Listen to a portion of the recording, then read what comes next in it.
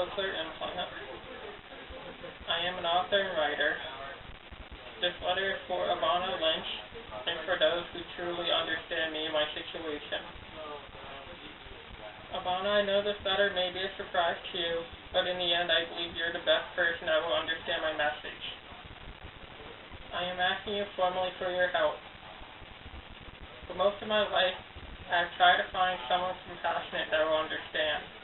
I never really had, sadly, and it left a big scar in my life because the people who I thought understood really didn't in the end because they really weren't sincere.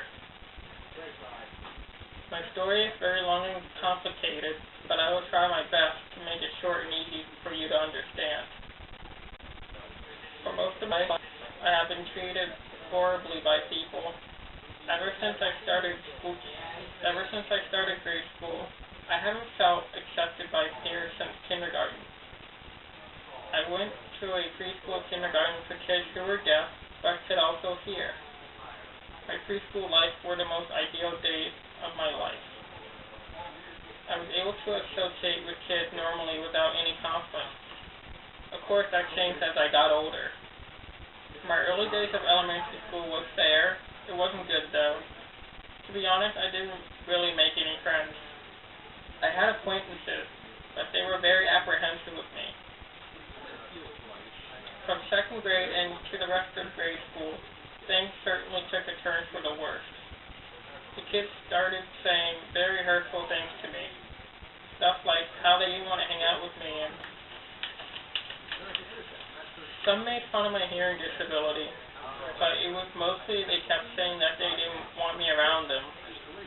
Whenever the teachers would assign projects for the class, and we were given the option to choose a partner, most of the kids would say no, and some would lie and say they already have a partner when they really didn't. Sometimes the teacher would make it into a group of 3, but 9 times out of 10, the teacher didn't care and I would have to work alone. When I was younger, I didn't know how to feel about it, but now I look back at it, it really hurt me inside. Whenever I went to have lunch with the kids, they would always try to move to a different table. And if they did move to a different table, and I tried making a conversation, they would ignore me or tell me to shut up or cut it out. Sometimes the kids would force another kid that was just as vulnerable as I was to harass me to get away from them. During recess time at school, I was alone. No one wanted to play with me or hang out with me. If I was invited for a game, it was like I never existed, or whatever point or score in the game I got didn't count, unless it was during gym or something like that. Then there were times kids would accuse me of doing inappropriate things I never did. The stuff they accused me were just unthinkable. One time in 5th grade, there were 2 accusers. One who claimed I did something that was inappropriate, which was totally off the wall.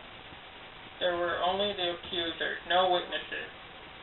I was just sent to the principal's office, and I got in trouble for something that I never did. She kept yelling at me to admit something that never had happened, and then when I get home, my parents reprimanded me. They didn't believe me that I didn't do what my accuser said that I did, which was pretty crude what they claimed. The strain between me and my parents at the time would set the tone of my relationship with them into the distant future. The same accuser did it once again in the 6th grade. The most popular kid in school claimed that I said something inappropriate, which I never did. And when I got sent to the office, the principal kept yelling and badgering me to just admit it. She was quite fond of the most popular kid in school, so she always took his side. I had a lot of conflict between me and the most popular kid in school. He kept saying mean and nasty things, and when I went to the principal again, she always took his side. During the incident where he claimed I said something inappropriate, I was lucky there was a witness that said what happened wasn't true, and then the principal gave me an apology. Of course, for me, it was a big sigh of relief, but now that I look back at it, I would never forgive her for what she put me through at school. She adversely affected my life because there were so many individualized education plan meetings about me and the negative stuff that the principal claimed that I did that weren't true. It followed me through middle school and high school. She pretended that she liked me in front of my parents, but I knew that she really didn't. That's pretty much what I had gone through in elementary school. Middle school definitely took a turn for the worse. Much of the kids I went to elementary school with came to the junior high as well. Two towns went to my school, Town A and Town B. I was from Town A, and kids were from Town B, which there were more of. The kids from Town A, which I went to elementary school with, started spreading rumors with the kids from Town B about me. Things got worse as the early months of middle school went by. I had a homeroom teacher that was very mean to me. The incidents were not too dissimilar to elementary school. Kids didn't want me to sit near them during lunch, and the emotional and verbal bullying got worse. One time I was in the atrium with a huge group of kids, then someone came right up to me and depanced me. All the kids were laughing at me. I was very humiliated. I told the principal, and despite his horrible track record, they only suspended him for 3 days. I was really hurt. I felt like the school wanted me to continue what I was going through. Kids kept making me do weird things. At the same time, I thought by doing what they asked would make me more accepted with the other kids. Of course, it took me a very long time to realize that they just wanted to continue making fun of me. I guarantee you, Evanna, if I saw any of my classmates from back then today, they would pretend they missed me for an hour. Then they would make me do the stuff that I got bullied and harassed on. I know this because after the start of a new school year, the kids would be nice to me for like a day, and then they would go back to their old ways of bullying me. One day I remember going to gym class. This situation happened numerous times, but it never got to the point like this. I will always remember this for the rest of my life. It was after gym in middle school, and all of a sudden an overweight kid takes my hat. Like I said, this happened before with other kids. I run after him to the locker room where we get changed, and I grab the hat back from him. Then all of a sudden the kid starts punching me and beating me for no reason whatsoever. He starts dragging me to one of the showers where it was really wet. I am on my knees trying to take evasive action, trying to get away from him. He is still continuing to punch me. Then while he is punching me, he knocks off my hearing aid and cochlear implant, which landed in the wet shower. There were a lot of bystanders that stood there and watched what was happening, and all they did for me was stand for me in there while I was getting beat up. When the bell rang, all the kids and the one that physically assaulted me left all the way to dodge their classes. No one helped me out or cared. I was knocked unconscious for much of the last period. I was awake, but I couldn't move. I was crying not only because I was hurt, but also because no one wanted to help me or cared about me. Then I got up and picked up my cochlear implant, and then the school bell rang, which meant that school was over. I got my stuff and went straight to my counselor's office. I told him what happened, and he more or less didn't take it seriously. He told me to wait till tomorrow to sort out the issue. You could tell by the way he was saying it, he didn't care, or he thought I was the instigator. One of the two. I missed the bus, so I had to call my mom. When she picked me up, I told her what happened. She got very upset and went to the police station to file a report. The police were very shocked to hear what happened. They said that the cochlear implant was broken, but thankfully it wasn't. He would have had to pay $4,000 for it, which was the cost for it. I had to write a 2-page, very detailed incident about what happened. The next day, if I recall correctly, the police interviewed several witnesses and the kid got suspended. I didn't get justice this time because he didn't supposedly have much of a of a record. He only got a 1-day suspension. In all honesty, that should have been for the rest of the year or an expulsion. He nearly damaged $4,000 worth of hearing equipment. I believe even if they were damaged, the matter still would have been the same. There was also a time in 8th grade I asked a girl to the dance. She was really well known in the school, and she said yes, but then all the kids kept joking about it, so she stood me up. She cared more about her popularity. Sometimes whenever the class would have activities that required to choose teammates during gym, or if we had a day that we did extracurricular activities, I would be the last one chosen. Even if I excelled on a particular sport, there were many times when I would tell my counselor at the school that someone was bullying me. He would bring that other kid in the office, and that kid would lie and say that they were just joking with me. He would say that I am misperceiving it as bullying and when they were joking with me. He was trying to say in a nutshell that I didn't know what bullying was when I had gone through it since elementary school.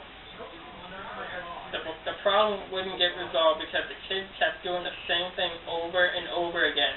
It reflected on my IEP as it stated that Corey misperceived some of what the kids were saying or doing to him, which isn't true, and he's going by information which the bully was telling him.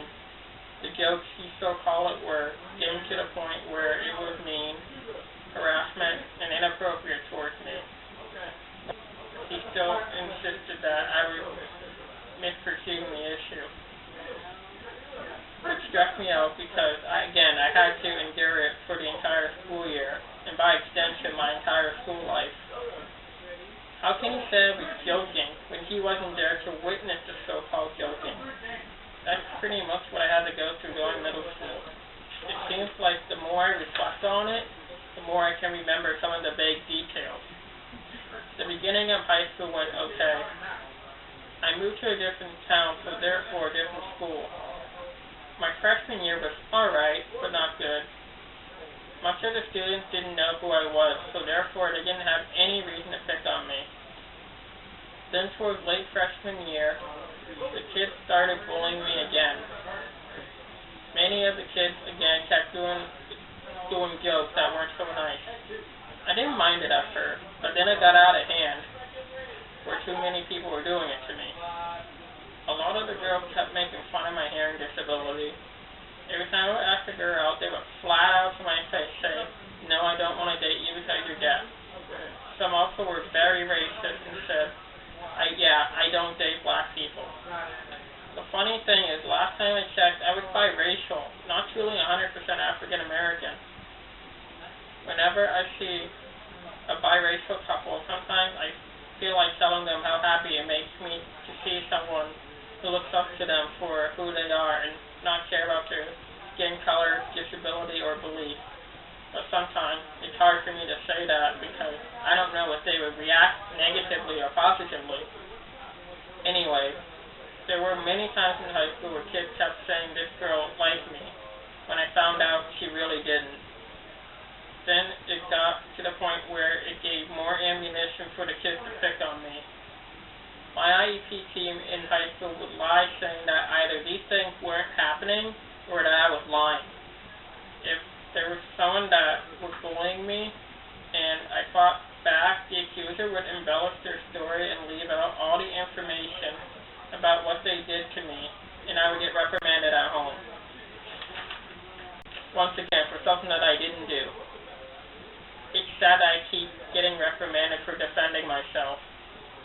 I remember one day I asked my former case manager who wrote my IEP why she never read or bought my book that I'd written.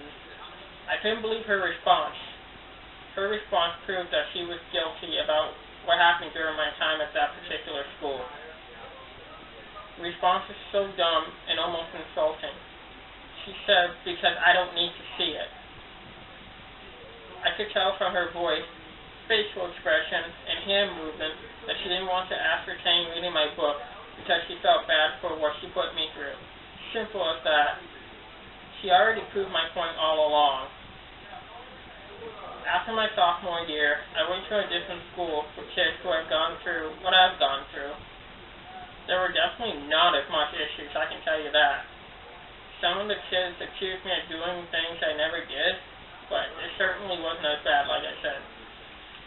I felt bad for those kids because they had severe mental illnesses. Instead of kids bullying, this time I was bullied by the staff members. The biggest incident I recall is after a class, I was walking on the school campus on my way to lunch, and there were two of my schoolmates talking to each other, engaging in a private conversation, and one of the kids was like, "Corey, stop eavesdropping on our conversation." I was like, "I wasn't even looking at you guys." They kept saying I was, and they were going to tell the assistant principal on me. I was looking at them as if to say, "Please don't waste my time." After lunch, I couldn't believe it. I was called to the principal's office.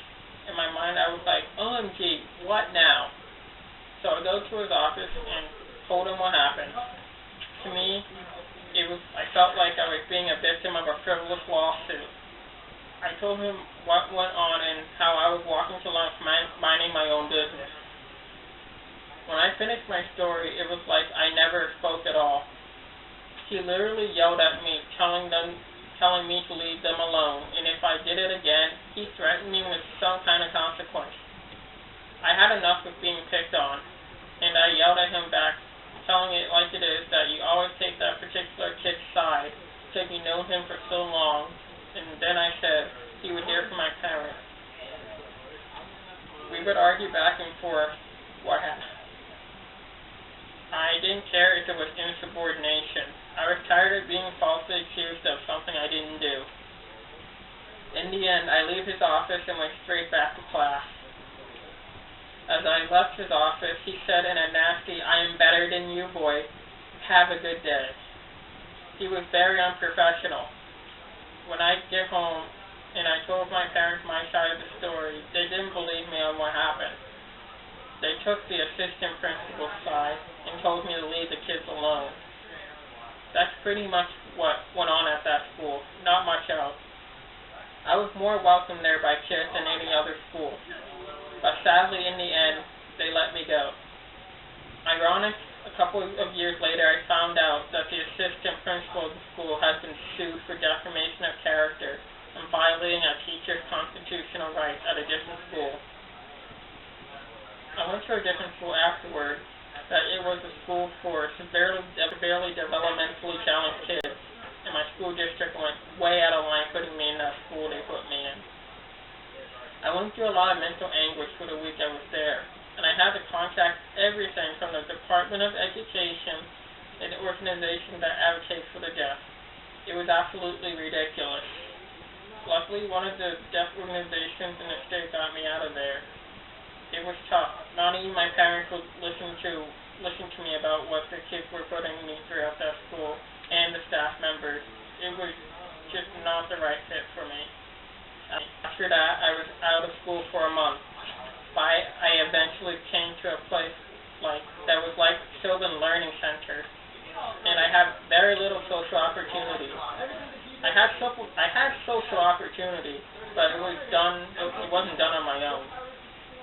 All my schoolwork was done online. I missed graduation, even though I had the opportunity to graduate with my class. I felt there was no honor or sense doing so because of how the kids treated me at that particular school district. If I wanted to graduate with the kids I went to school with, it was because I wanted to feel like I was welcome, and I didn't feel welcome at that school. I finished my online schooling a couple of weeks ahead of my end date. That's pretty much what I went through at that school. Because of my experience, I have borderline personality disorder, anxiety, social anxiety, and mild depression. Even though I'm out of school now, I still don't have many social opportunities to hang out with people I want to hang out with and feel confident. And when I go on various sites to find friends or relationships, 99% of the time, people will ignore me, sadly. It hurts me that I can't be given a chance by people because they are so judgmental. The only last recent time I felt happy and forgot all about my issues with people is when I went to the Wizarding World in Florida. After when I left, I felt really sad because in a sense, I'm sure you would understand this, but I sort of felt at home, like I belonged here. I also wish that I could work there at that particular part of the theme park. It would be sort of a dream come true to be part of the Wizarding World. I guess because not only I would get the chance to be part of a magical universe, but I would have the chance to meet all kinds of people as well. I wanted to become the first deaf NASCAR driver because I loved NASCAR and racing so much. I had the opportunity to achieve that dream at one point, but when I told my crew chief about my BPD disorder, he overjudged it and took it the wrong way and said that I couldn't race because of that mental illness. I was kicked off the race team. I knew that racing wouldn't have affected how I drove on the track. I knew an acquaintance with schizophrenia who was also a race car driver, and his condition doesn't affect how he raced. I'm still hurt that my dreams of being the first deaf NASCAR driver is destroyed, and it damages me because it really raised my self-esteem, and to take away my dreams lowers it even more. I was trying to go beyond my mental illness or my hearing disability, but once again, as usual, people held me back from doing that by not giving me a legitimate chance. Through those times when I was getting picked on or bullied, Luna Lovegood would always sort of be there for me in spirit. She would sometimes lift my head. Luna has been an inspiration for me and someone I can call a friend. She has taught me that it's okay to be different from other people. She has taught me that you should respect other people's beliefs. She has taught me a lot about true friendship, which is someone who never abandons you and will always go out of their way to help you. Her personality is genuine, and when she sees someone else get hurt, it affects her, and she tries her best to help that person. I try to take a lot of Luna's ideals, and on some occasions, I can compare myself to Luna because I'm different, and because of my different personality. I sort of do act like Luna sometimes. Luna is so warm-hearted, and she's compassionate. She also has a very strong sense of morality that a lot of people don't have, or most people don't have. There are many reasons why I'm so drawn to Luna. I really would like to thank J.K. Rowling for creating Luna. I have for a very long time dreamed of having a friend that was just like her. She is always with me in spirit and holds a very, very special place for me in my heart. In conclusion, Evanna, even though Luna was just a role you played, I still notice that you have a lot of her qualities. J.K. Rowling picked you to play her for a very special reason. You really seem to care not only about people, but our entire world. You are a very strong advocate for protecting endangered animals and animal captivity harshly. You have such a warm heart and a positive role model for me. You are also very respectful and kind to others in a very unique way. Throughout my life, I have never had a positive role model to look up to because I have always been around negative influences. I hope my wish, dream, or whatever you want to call it, can one day come true. In the end, it's up to you to make it come true. I am asking for your help. I'm asking to make my dream come true of meeting you. I want nothing from you but unconditional friendship, something that I have never had once in my life, someone that will respect me and take me seriously. I strongly believe you can be that person. I have often wished I could meet you and tell you more about what I have gone through.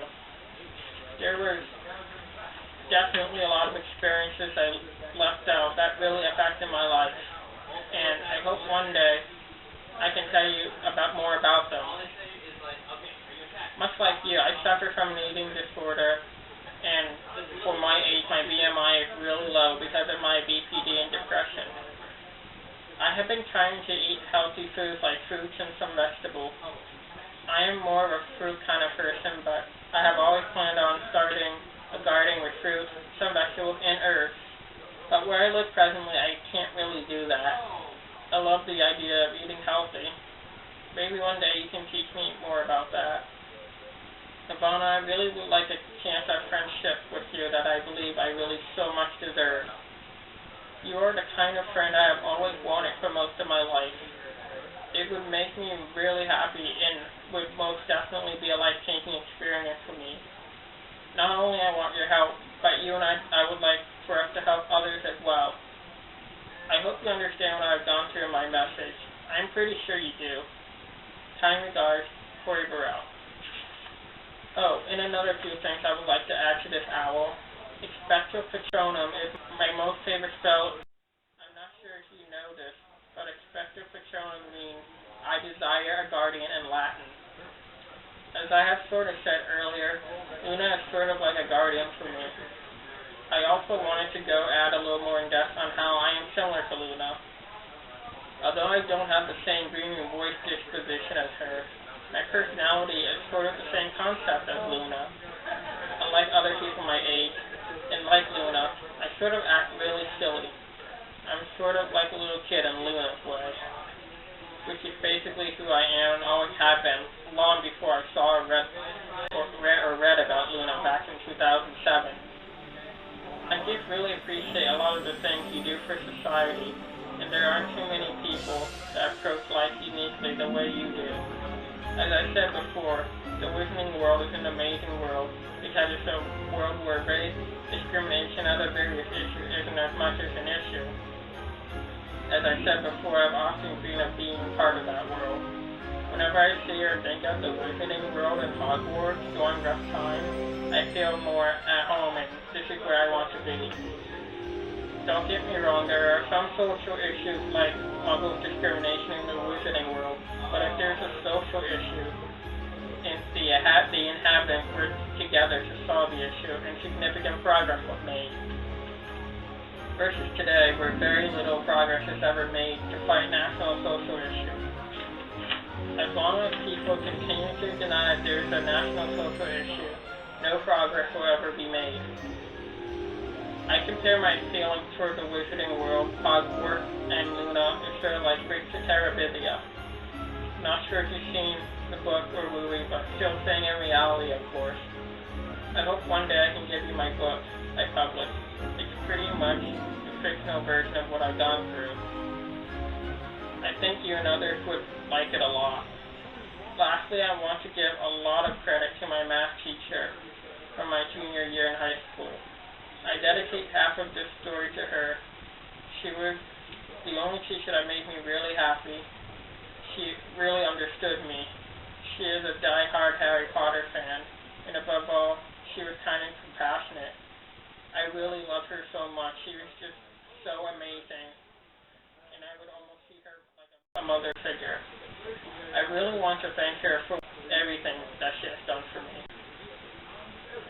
She will be someone I will always remember. Again, I hope my story means something to you and other people as well. Expecto Patronum.